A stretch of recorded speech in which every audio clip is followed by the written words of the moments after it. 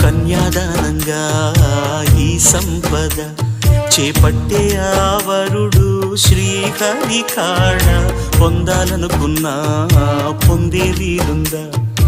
అందరికీ అందనిది సుందరి నీడ, ఇద్దరి చేతులు పంచిన మమత, పచ్చగా పెంచిన పూల